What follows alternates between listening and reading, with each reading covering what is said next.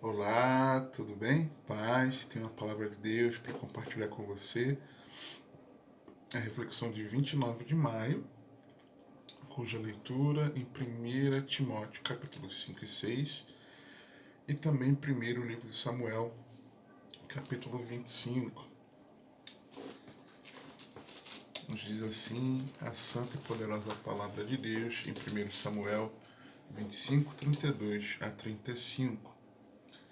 Então Davi disse a Abigail: Bendito o Senhor Deus de Israel, que hoje te enviou ao meu encontro, e bendito o teu conselho, e bendita tu que hoje me impediste de derramar sangue e de vingar-me pela minha própria mão. Porque na verdade vive o Senhor Deus de Israel, que me impediu de que te fizesse mal, que se tu não te apressaras e não me vieras ao encontro, não ficaria Nabal até a luz da manhã, nem mesmo o menino. Então Davi tomou da sua mão o que tinha trazido e lhe disse: Sobe em paz à tua casa. Vês aqui que tenho dado ouvidos à tua voz e tenho aceitado a tua face. Hoje quero tratar aqui sobre a importância do conselho. Muitas vezes nós somos muito teimosos em querermos fazer a nossa vontade e desprezarmos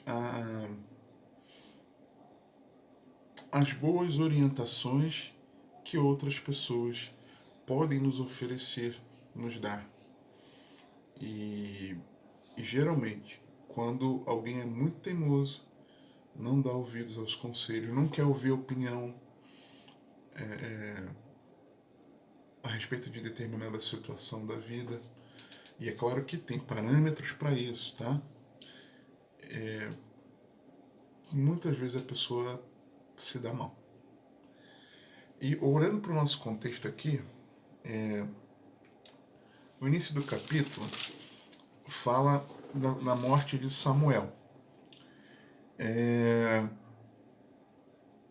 Isso aqui é muito importante, porque Davi, ele era um homem segundo o coração de Deus? Sim. Mas Davi ia fazer bobagem.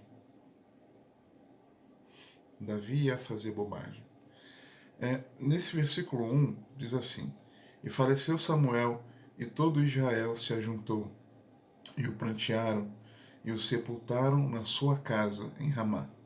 E Davi se levantou e desceu ao deserto de Parã. Preste atenção que o Espírito Santo fez questão de registrar a morte de Samuel com Davi se levantando para descer ao deserto de Parã. A morte de Samuel e Davi descendo ao deserto de Parã. Junto. Foi à toa que o Espírito Santo escreveu isso? Não foi. Existem alguns comentaristas bíblicos que argumentam que Davi escreveu o Salmo 121 nesse momento. Lembra? Levanto meus olhos, elevo meus olhos para o monte, de onde me virá o meu socorro. O meu socorro vem do Senhor que fez o céu e a terra. Ao perder o seu amigo influente e também influente conselheiro, preste atenção, Samuel era, além de ser um amigo de Davi, era seu conselheiro. Ele se viu humanamente desamparado e constatou que o socorro viria apenas do Senhor.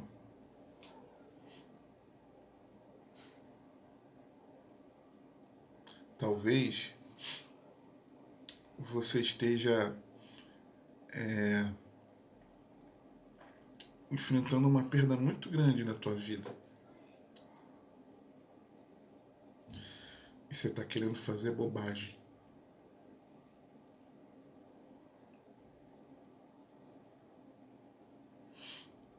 Versículos 2 a 4 diz assim: Havia um homem em Maom que que tinha as suas possessões no Carmelo, e era este homem muito poderoso, e tinha 3.000 ovelhas e 1.000 cabras, e estava tosqueando as suas ovelhas no Carmelo.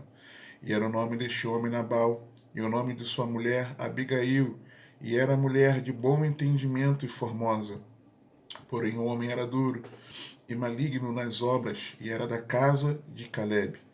E ouviu Davi no deserto que Nabal tosqueava as suas ovelhas. Encontrando-se em necessidade, sem o seu conselheiro, sem seu amigo, e na necessidade ali com o povo que estava com ele, Davi se depara com a possibilidade de ser ajudado por um homem, ser socorrido por um homem que era próspero, mas que, em oposição à esposa dele, Abigail, nós vamos ver, ele era duro e mau. Versículo 5 em diante diz assim: E enviou Davi 10 moços e disse aos moços: Subi ao Carmelo, e indo a Nabal, perguntai-lhe em meu nome como está. E assim direis àquele próspero. Ou seja, ele sabia que ele era próspero e podia ajudar. Paz tenhas, e que a tua casa tenha paz, e tudo que tens tenha paz. Ou seja, com jeitinho. Agora, pois, tenho ouvido que tens tosqueadores. Ora, os pastores que tens estiveram conosco, agravo nenhum lhes fizemos. Ou seja, não pegamos nada deles.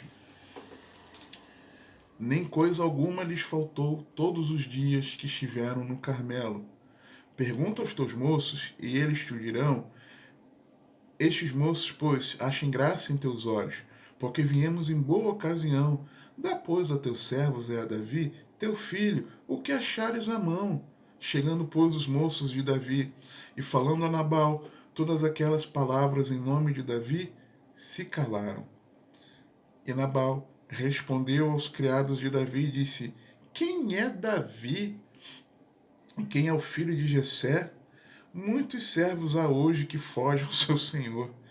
Tomaria eu, pois, o meu pão e a minha água e a carne das minhas reses que degolei para os meus tosqueadores, e o daria a homens que eu não sei de onde vêm? Com jeitinho, com humildade, com sabedoria, Davi pediu socorro da forma como Nabal pudesse ajudar e estivesse à mão para fazer mais fácil, né? Da porção dos servos. Não me dá nada assim, isso, só aquilo que já está ali à mão. Poxa, me dá um pratinho de comida. É como se fosse isso. Já não fez a panela para os empregados? Para aqueles que trabalham, que ajudam no serviço, para os funcionários? Dá só um pratinho de comida para a gente. É só isso. E Nabal endureceu o coração. E ele fala mais: quem é Davi? Nós vamos ver mais à frente que Abigail, ela reconhece que Davi é aquele que havia sido escolhido por Deus para ser príncipe, né? Para reinar sobre Israel. Se ela sabia, o marido não sabia? Sabia. Só que ele não reconhecia Davi como o futuro rei de Israel. Tá entendendo? Certamente ele estava do lado de Saul, porque ele diz assim: muitos servos há hoje que fogem ao seu senhor. Ou seja, você está fugindo de Saul. A notícia que corria, né? Certamente. Eu não vou te ajudar, não. Negativo. Provavelmente, tendo seu coração mau, ele não queria que Davi assumisse o reino. Pelo contrário, e achava que Davi estava fugindo de Saul. É o que eu posso, não deveria, mas eu posso conjecturar pelo texto aqui, tá? Se Abigail sabia que Davi foi escolhido por Deus para ser príncipe de Israel. Depois, vou dar um salto aqui.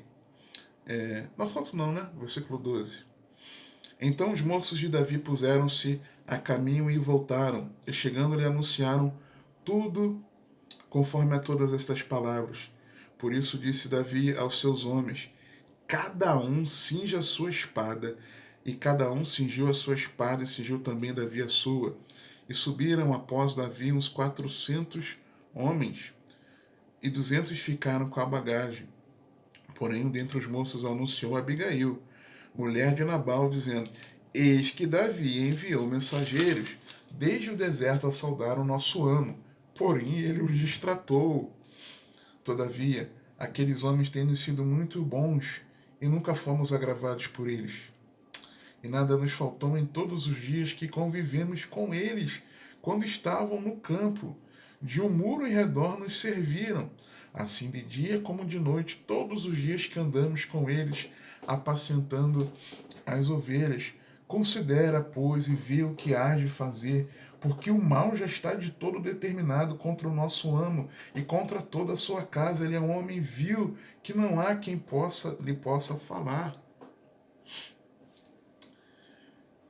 Davi, ele resolve vingar-se, mas a esposa de Nabal, Abigail, ela fica sabendo.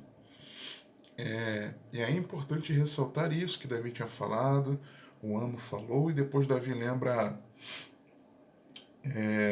nos versos 21 e 22, e disse Davi: na verdade, que em vão tem guardado tudo quanto ele tem no deserto, e nada lhe faltou de tudo quanto tem, e ele me pagou mal por bem. Assim faça Deus aos inimigos de Davi, e outro tanto se eu deixar até amanhã de tudo que tem, até mesmo um menino. Ou seja, poxa, eu fiz o bem para ele, servi de muro em redor, fui bênção na vida dele, eu não fiz nada de mal, pelo contrário, eu o ajudei. E ele está retribuindo o bem que eu fiz com o mal. Ah, vai morrer. E vai morrer todo mundo. Da sua casa, dos seus servos, não vai restar nenhum menino, vai todo mundo. E aí, é claro, Nabal retribuiu o bem com o mal, tá? Destratando, fechando o coração. Só que apesar disso, Davi ia fazer bobagem.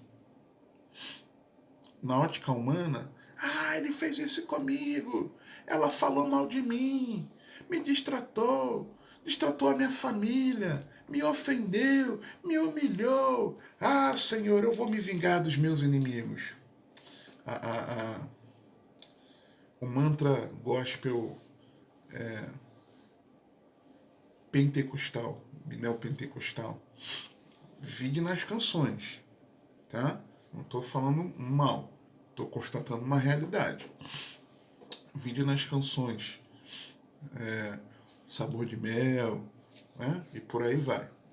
Essa ânsia pela vingança. Me viu por baixo? Quando Deus me abençoar, vai me ver por cima. Olha essa bobagem. E aí, verso 18 em diante, nós vemos que a má atitude foi do esposo, não de Abigail, mas ela assume como sendo algo feito por ela. Então Abigail se apressou e tomou 200 pães, versículo 18, e 2 odres de vinho, e 5 ovelhas guisadas, e 5 medidas de trigo tostado e 100 cachos de passas, e 200 pastas de figos passados os pôs sobre os jumentos. E disse aos seus moços: Ide adiante de mim, eis que vos seguirei de perto. O que, porém, não declarou o seu marido Nabal. E sucedeu que, andando ela montada num jumento, desceu pelo encoberto do monte. E eis que Davi e os seus homens lhe vinham ao encontro. E ela encontrou-se com eles. Aí vem os 21 e 22 que eu li, aí o 23 em diante.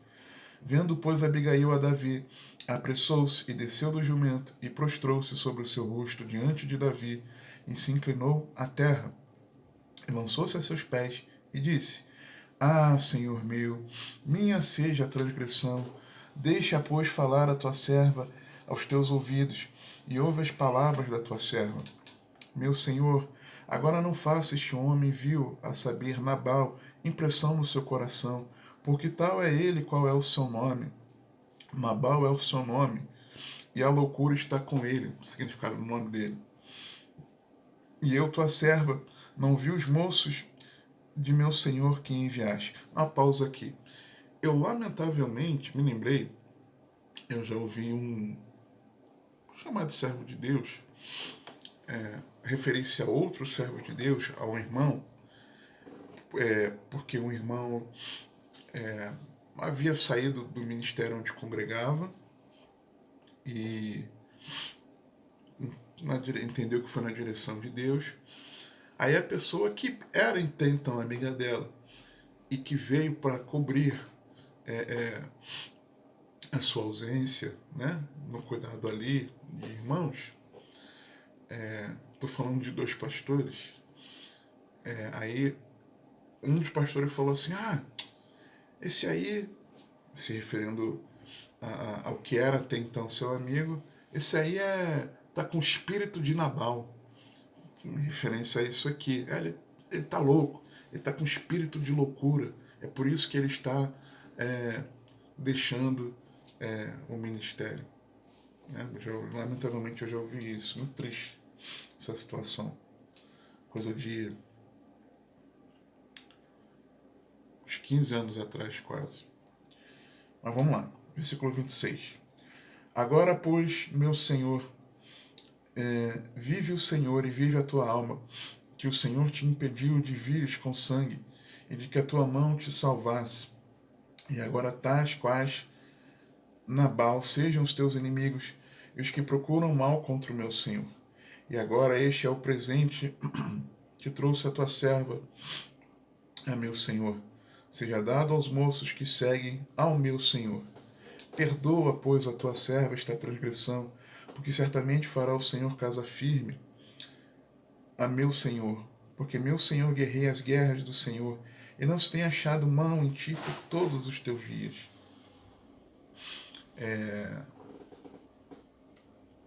E aí ela continua, né? E levantando-se, uma pausa aqui, essa intercessão dela, né? Por Nabal e por todos ali, lembra muito a oração de Daniel, Daniel 9, dele confessar o pecado do povo, dos governantes, como sendo o pecado dele mesmo. Depois você lê lá. Aí continua no 29. E aí vem o conselho dela. E, levantando-se algum homem para te perseguir e para procurar a tua morte, contudo a vida de meu Senhor será até dando fecho dos que vivem com o Senhor teu Deus. Porém a vida de seus inimigos ele arrojará ao longe como do meio do côncavo de uma funda. E há de ser que usando o Senhor, falando de Deus, né, Senhor, letra maiúscula, com o meu Senhor, se referindo a Davi, conforme a todo o bem que já tem falado de ti, e te houver estabelecido príncipe sobre Israel, ou seja, ela sabia, se ela sabia, Nabal também sabia, só que ele desprezou. Então, meu Senhor, 31, não te será por tropeço, nem por pesar no coração, o sangue que sem causa derramaste, nem tampouco por ter vingado meu Senhor a si mesmo. E quando o Senhor fizer bem a meu Senhor, lembra-te então da tua serva. Ela deu um bom conselho. Davi, faz bobagem não. Deus te escolheu como rei de Israel. E dos seus inimigos, de verdade, Deus vai lançar para longe de você. Mas não faz bobagem, Davi. Não vingue-se. Porque uma coisa era a guerra. A necessidade da guerra. Outra coisa era Davi fazer uma matança por vingança. No tempo em que o amigo e conselheiro dele morreu, Samuel. E ele buscou socorro em Nabal, próspero, tendo feito bem, não teve. A raiva subiu. Ele estava com a razão? Estava. Foi ofendido? Foi. Foi desprezado, humilhado? Foi. Mas ele ia fazer bobagem se vingando. E eu sinto o Senhor me movendo a falar isso. Não faça bobagem. Está de cabeça quente, está se sentindo humilhado? Perdoa. Não faça bobagem. É o Senhor falando contigo. Não faça bobagem. Vamos ver sobre o conselho? O conselho fortalece a realização de projetos. Provérbios 15, 22. Quando não há conselhos, os planos se dispersam, mas havendo muitos conselheiros, eles se firmam. Ele fortalece a realização de projetos. O conselho confirma intenções. Provérbios 20, 18a. Cada pensamento se firma com conselho. Agora a parte B. Ele orienta para as guerras da vida, e continua o versículo 18 do Provérbios 20. E com bons conselhos se faz guerra. É o mesmo, aliás, que tem na parte A do versículo 24 de Provérbios 24, capítulo versículo 6, parte A. Com conselhos prudentes tu farás a guerra. Ok? Então ele orienta para as guerras da vida. Tá? Busca conselho. Está enfrentando a adversidade? Busque conselho. Agora, nem sempre é bom e prudente. Por quê? Parte B do verso 20. E com bons conselhos se faz a guerra? Com bons. Ou seja, tem conselho que é ruim. É a parte A do versículo 24 ainda. Com conselhos prudentes tu farás a guerra. Então tem conselho que não é bom e tem conselho que não é prudente. Então é muito importante nós termos esse parâmetro. Outra coisa, ainda no versículo 24, agora na parte B. Na verdade, não deveria ser apenas um conselho. Alguém me aconselhou, é isso. Calma. Com conselhos prudentes tu farás a guerra. É a vitória na multidão dos conselheiros. Agora, não é falar sua vida para todo mundo. São aqueles maduros que podem te aconselhar. Não é qualquer um. Multidão é no sentido de ouvir outras opiniões, mas não quer dizer que você vai ouvir a todo mundo. Abrir a sua vida para todo mundo. Provérbios 11, 14 nos mostra que o conselho ele nos protege.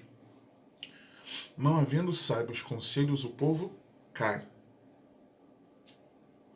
Mas na multidão de conselhos há segurança. Então o conselho nos protege. Quantas vezes eu não fui protegido de fazer coisas erradas porque eu fui aconselhado? Aliás, eu me lembrei de outro texto agora que eu esqueci de colocar aqui. Vou ler no final. Lembrei de algo aqui. O conselho nutre a sabedoria. Provérbios 8:12. Eu, a sabedoria, habito com a prudência e acho o conhecimento dos conselhos. Habito com a prudência e acho o conhecimento dos conselhos. Então, o conselho nutre a sabedoria. Te ajuda a ser sábio. O conselho adoça a vida. Provérbios 27:9. O óleo e o perfume alegram o coração. Assim o faz a doçura do amigo pelo conselho cordial.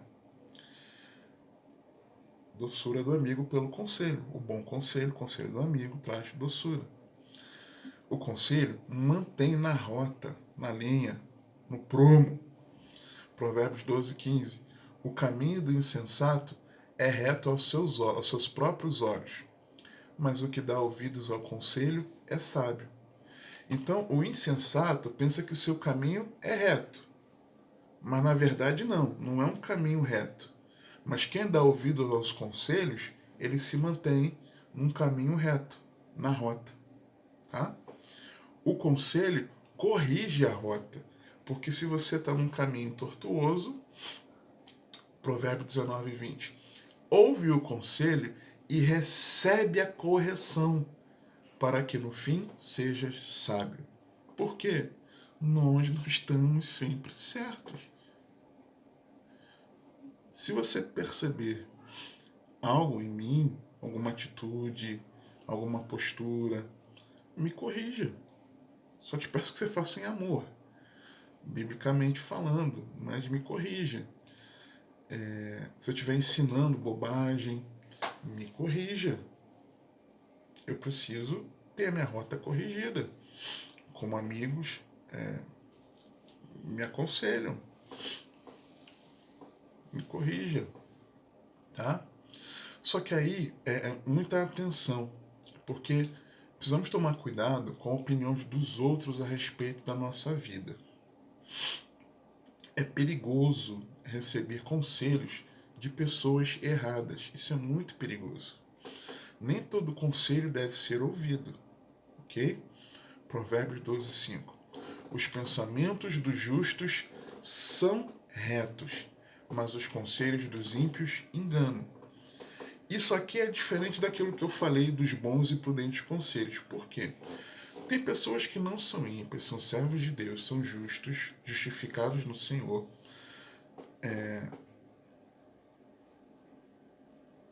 que nos aconselham, mas naquela hora não foi um bom conselho.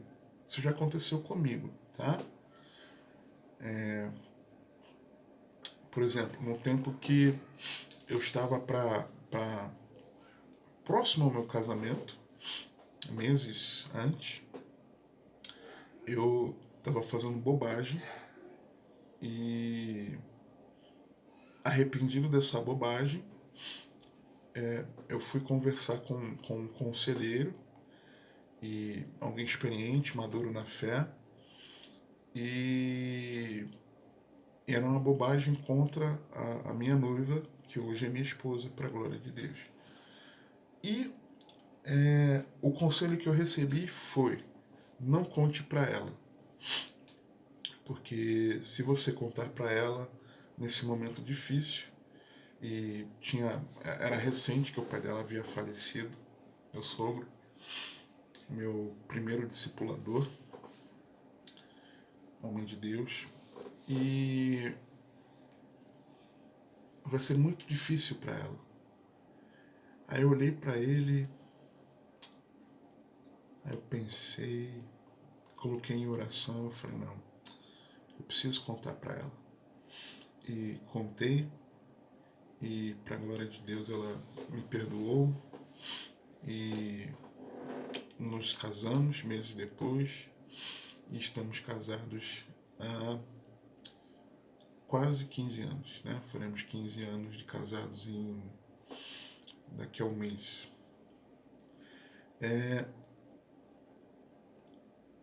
Então, existem pessoas que são servos de Deus, que nos aconselham, mas aquele conselho não é um bom conselho naquela hora. É uma coisa. Eu posso dar um mau conselho, mesmo numa boa intenção, mesmo sendo alguém temente a Deus. Eu posso errar. Isso é uma coisa. Outra coisa é quando a gente busca conselho com o ímpio, no mundo. É engano para nossa vida. Nós precisamos ter cuidado. Ah, mas todo conselho de quem não serve a Jesus é mau? Não.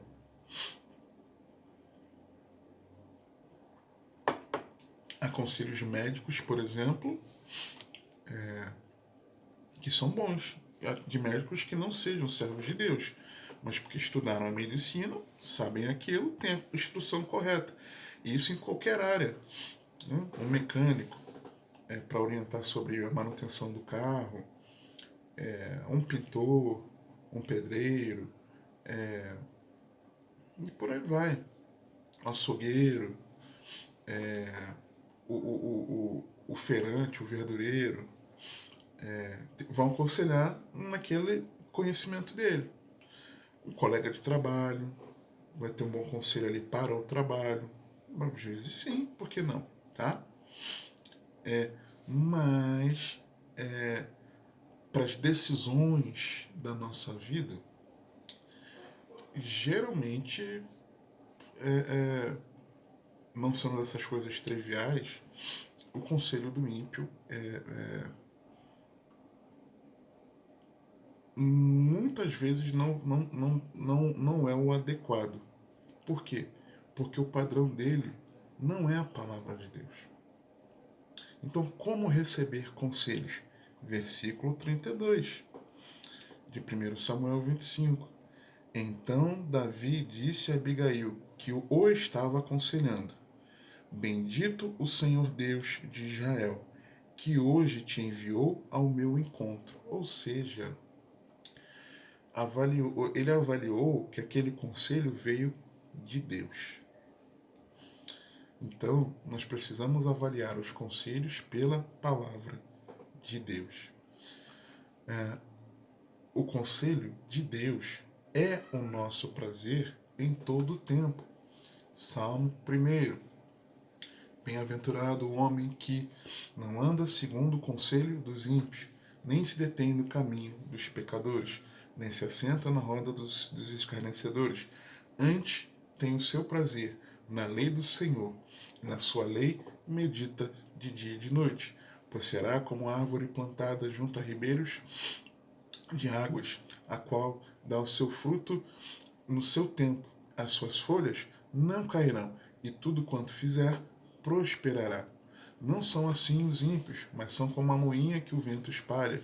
Por isso, os ímpios não subsistirão no juízo, nem os pecadores na congregação dos justos. Porque o Senhor conhece o caminho dos justos, porém o caminho dos ímpios perecerá. O conselho do Senhor, o conselho de Deus, é o firme propósito. Provérbios 19, 21. Muitos propósitos há no coração do homem, porém o conselho do Senhor permanecerá. O coração do homem tem muitos propósitos, muitos projetos, planos, intenções, mas o que permanece ali, o que é firme, é a vontade de Deus. É a vontade de Deus, expressa na sua palavra. O conselho de Deus é eterno. Aquilo que Deus aconselhou lá no passado, o princípio é o mesmo, até o fim, para sempre, não muda. Salmo 33, 11. O conselho do Senhor permanece para sempre, os intentos do seu coração, de geração em geração. Ok? O conselho de Deus deve ser esperado. Salmo 106, 12 a 15. Referindo-se ao povo livre, mas que tinha um coração como o nosso, só que nós somos muito piores porque nós temos o Espírito Santo. Então creram nas suas palavras e cantaram seus louvores, porém cedo se esqueceram das suas obras, os feitos do Senhor, aquele povo sendo liberto. Não esperaram o seu conselho, não esperaram a instrução de Deus, mas deixaram-se levar a cobiça no deserto e tentaram a Deus na solidão. E ele lhes cumpriu o seu desejo, mas enviou magreza às suas almas. Misericórdia. Quando nós somos precipitados e não esperamos ouvir o que o Senhor nos diz no seu conselho, o que a Bíblia nos ensina sobre aquilo, somos levados à cobiça, tentando a Deus, e mais, Deus vai nos deixar largados e vai nos enviar magreza à nossa alma.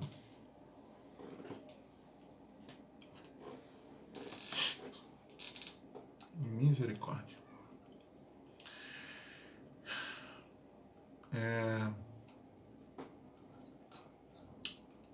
Quinto, o conselho de Deus deve ser considerado integralmente. Atos 20, 26 e 27. Portanto, Paulo escrevendo aos pastores em Éfeso, tá? Os pastores do rebanho de Éfeso. Portanto, no dia de hoje, vos protesto que estou limpo do sangue de todos, porque nunca deixei de vos anunciar todo o conselho de Deus. todo o conselho de Deus. Tudo. Então deve ser considerado integralmente. Tem gente que quer ter na Bíblia conselho para a vida financeira, mas não quer ter o conselho para se arrepender dos seus pecados.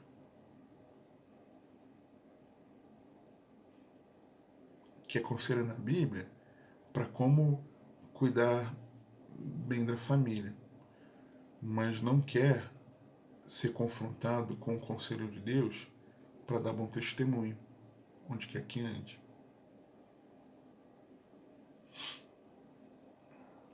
Anunciar todo o conselho de Deus. Sexto, rejeitar o conselho de Deus é prejuízo. Lucas 7, 29 e 30.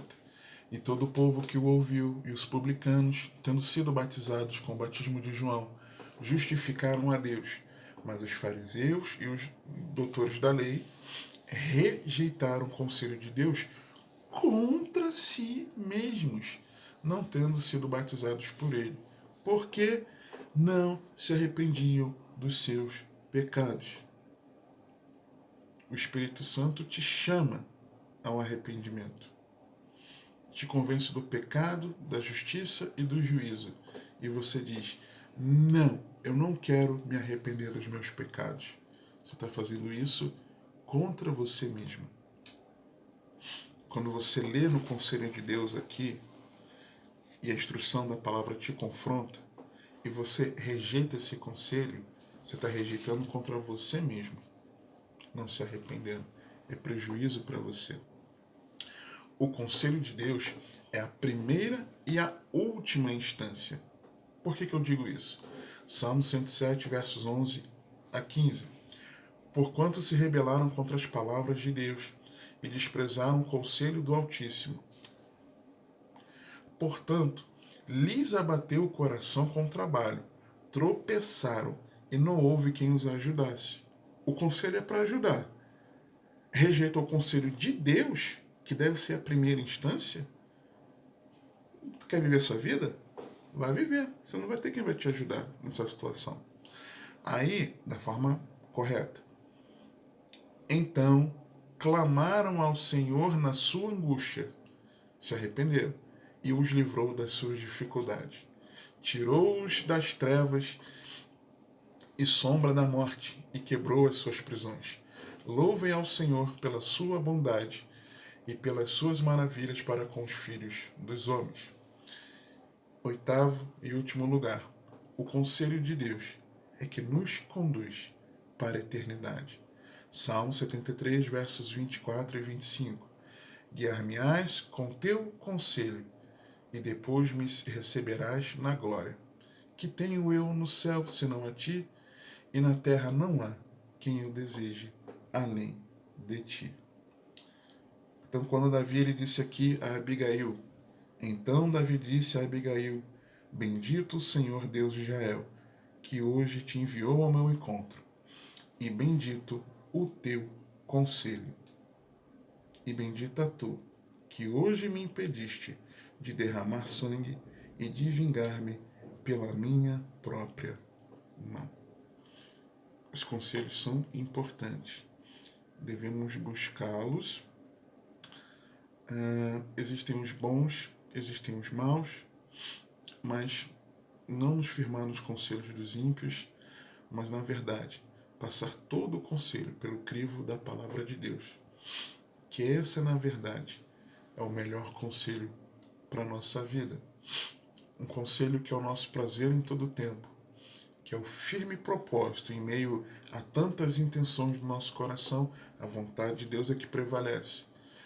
É um conselho eterno, princípios que valeram no passado, valem e continuarão valendo. Um conselho que deve ser esperado, não sermos precipitados, que deve ser considerado integralmente, não parte da palavra e outro não. Que se nós rejeitarmos, vai ser prejuízo para nós, vai trazer condenação para nós. É a primeira e a última instância. Nós devemos recorrer. E é Ele que nos guia. É o meio pelo qual, a palavra de Deus, o conselho de Deus, é o meio pelo qual o Senhor nos conduz à vida eterna. Amém? Que o Senhor te abençoe e te guarde, que Ele te conduza e governe a sua vida, porque você tem acesso.